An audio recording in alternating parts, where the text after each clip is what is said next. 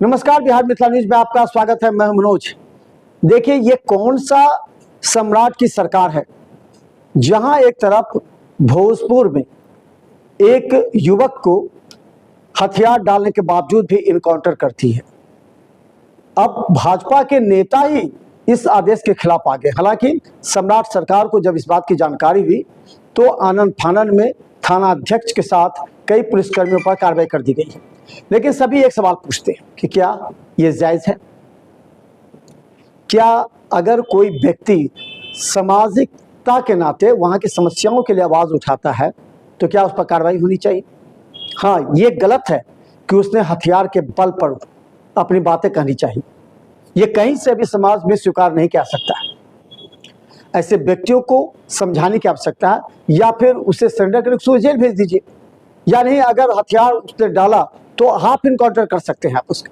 लेकिन इस तरह की कार्रवाई का पूरे बिहार में विरोध हो रहा है। लेकिन आप देखिए, कोयटी विधानसभा के जो एमएलए हैं डॉक्टर मुरारी मोहन झा, अब वो थाने के खिलाफ धरना पर बैठ गए। अब देखिए, अपने ही सरकार के पुलिस के खिलाफ एक एमएलए असंतुष्ट होकर धरना पर बैठता है और कहता है कि ये थाना प्रभारी, ये आईओ यहाँ पर आम जनता के नहीं सुनते हैं।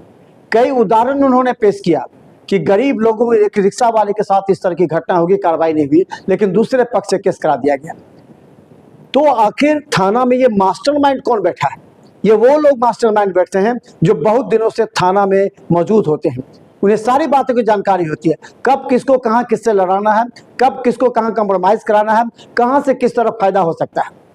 ऐसे लोग थाने में अगर ज्यादा दिन बैठेंगे तो निश्चित तौर पर आम जनता को राहत नहीं मिलेगी। डॉक्टर मुरारी मोहन झा एमएलए होते हुए भी थाने के खिलाफ थाना पर प्रदर्शन कर रहे हैं, बैठ रहे हैं, लेकिन अभी तक थाना प्रभारी या वहां के आईओ के खिलाफ कार्रवाई नहीं हुई है। देखिए, ये कौन सा राज्य है? अब लोग सवाल उठा रहे हैं। वाला जब 112 पर कॉल किया तो 112 वाला वहाँ जाकर उसको पीएचसी में भर्ती कराया। पीएचसी वाला ने उसको रेफर किया डीएमसीएच, जहाँ उसका इलाज चला। शाम में उसी दिन रात में उसके पिताजी हैं, मुझे यहाँ बैठे हुए उमेश शर्मा जी, वो एफआईआर यहाँ थाने में दिए। उसके बाद 12 तारीख तक न कोई गिरफ्तारी नहीं न हुई और न कोई उसको देखने के लिए गया जो क्या बात है नहीं है। कोई उसका सुधी लेने वाला थाना से नहीं गया। और दिनांक 12 तारीख को जब उसको बीच में फिर धमकी मिलने लगा कि तुम एफआईआर हटा लो, नहीं तो तुम्हारे साथ और बुरा व्यवहार होगा, तुम्हारा यहाँ रहना हम दुर्लभ कर लेंगे, तब उस डर से फिर थाना पर आया दिनांक 12 तारीख को और आवेदन यहाँ दिया कि हमको लोग धमकी दे रहे। वो आवेदन थाना प्रभारी ने रख लिया और रखने के बाद कुछ लोग दूसरे जो मारपीट करने वाले लोग थे उसके लोग आके यहाँ पर एफआईआर दिए और काउंटर केस उल्टा उसके ऊपर तो मिस्त्री के ऊपर कर दिया। अब ये काउंटर केस 105 का जो गैप है उसमें क्या हुआ नहीं हुआ, कभी वो सुधी लेने नहीं गए और 12 तारीख को काउंटर केस कर देना, उसके बाद उसके आवेदन को उसमें एंट्री करना, उसके बाद यह दर्शाता है थाना प्रभारी के निकम्मेपन का पराकाष्ठा हो गया।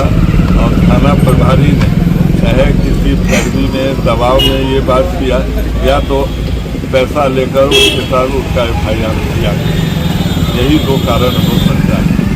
जब इस कारण को लेकर मैंने एसएसपी साहब को व्हाट्सएप पर भी सारा वीडियो भी भेजा हूँ और डीएसपी साहब को भी भेजे थे व्हाट्सएप पर वीडियो। अभी दिल्ली पुलिस बिहार को भी मैंने वीडियो भेजा था। कल स्वयं जाकर भी दिल्ली पुलिस के यहाँ पहुँचकर और वहाँ आवेदन देकर जिसकी न्यायिक जांच की मैंने मांग की है और ऐसे थाना प्रभारी के ऊपर उनका एफआईआर हो कि उस निर्दोष व्यक्ति को जो एक मोटरसाइकिल मरम्मत करके अपना जीवन यापन करता है वैसे व्यक्ति को झूठे मुकदमों में फंसाना, ऐसे निकम्मे पदाधिकारी पर कार्रवाई होनी चाहिए।